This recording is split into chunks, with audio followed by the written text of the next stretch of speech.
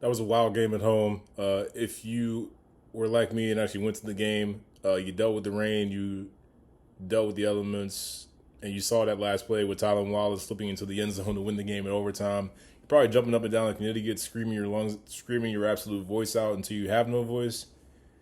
Man, like this was an absolutely amazing game, start to finish. Definitely, just like went down to the wire. One of those nerve wracking games that where you feel all the emotions, you feel the highs and you feel the lows. Ravens beat a really good Rams team. They were definitely a playoff caliber team, despite their record. Matthew Stafford, I thought, played a really awesome game. Cooper Kupp looks like he's back in the form. Puka Nacua and continues to light it up in his rookie season. And this kid Kyron Williams that the Rams have, he's going to be really, really good for them. He's already pretty good in my opinion, but he's only going to get better.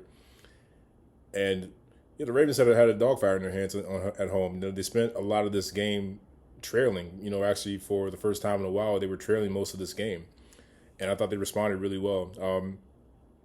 Lamar Jackson played a really good game, in my opinion. Had led the drive. A got to have a drive, so to speak. To have that go ahead touchdown to Zay Flowers, along with that 2-point conversion, 3 touchdowns, over 300 yards passing. Had that one interception. I thought Bateman, that pass to Bateman, I thought maybe he could like help his quarterback out a little bit and kind of go for it. But looking at it again, it was a little underthrown, and the Johnson from the Rams made a pretty good play on it. So that's a tough one. Obviously, you'd rather not have turnovers, but that was one of those interceptions where defense makes a good play. Could have been a little better ball, but all in all, I thought Lamar played a fantastic game. 11 rushes for 70 yards as well. He has struggled a little bit still with throwing the long ball. I think earlier in the season we saw him overthrow a lot of those longer balls. Now we see him kind of like shortening it up and kind of underthrowing it. But it worked out, to a lesser degree. Got OBJ going. He got him for a deep touchdown pass, and Beckham is really starting to come on at the perfect time. With the season, coming down the stretch for these next 4 games. It's great to see him kind of round back into form, starting to look like the OBJ we've gotten to know over the past decade. Zay Flowers continues to ascend as a wide receiver. Isaiah Likely, told you guys about Isaiah Likely. I have a whole lot of confidence in Likely. Came through with another touchdown pass. Looks good. Ravens barely, I think, have not missed Mark Andrews. They continue to do well on moving the ball well, continue to score points when they need to, and the defense continues to, play all around. It was a tough day for them against a really good offense. I mean, look, that Rams team is going to score on a lot of good defenses out there with the weapons that they have. But they got stops where they needed to get stops. Got the offense the ball back, and the offense made enough plays to go and win the game at the last minute. And then Tyler Wallace absolutely just puts a nail in the coffin with an unbelievable punt return for a touchdown right in overtime after both teams went 3-and-out. Just an amazing play. The way he really spun off a couple of defenders. It's amazing that there were no flags and there was something didn't happen to actually ruin that play. I was kind of I didn't think he'd run it back. Even if he got close, I was like, all right, there's got to be a flag somewhere. Somebody got a block in the back. Somebody got a hold somewhere, but no flags on the field, and we were able to pull out the win. Um, Due to recent events, the Ravens are now in sole possession of the AFC number one seed. We can thank the Tennessee Titans for that. Beating Miami Dolphins last night in surprising fashion, I might add.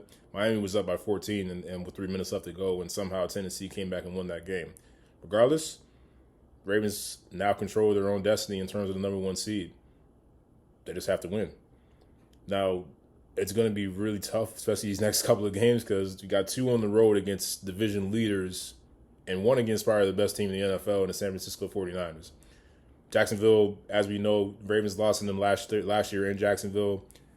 Trevor Lawrence is coming off of a high ankle sprain. Didn't look great last week against Cleveland. He's going to have another week of rest, another week to prepare for the Ravens defense. And this is not a game that we can take lightly. Even though Trevor Lawrence is injured, he's still a very good quarterback.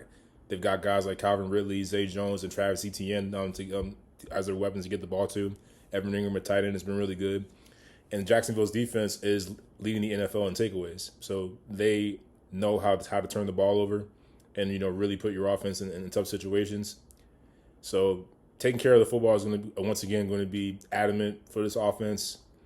The defense just has to play a little better than they did this past week against Matthew Stafford. Although, again, the Rams are really good offensively. They got weapons. They can light it up on anybody. We're a little concerned about Kyle Hamilton. We heard he got an MCL sprain. The good news is it doesn't look serious at all. It looks like even though he's probably going to miss a little bit of time, he will be back around before the end of the season. So that's really important as this team gets ready for the postseason. And it's all in front of them.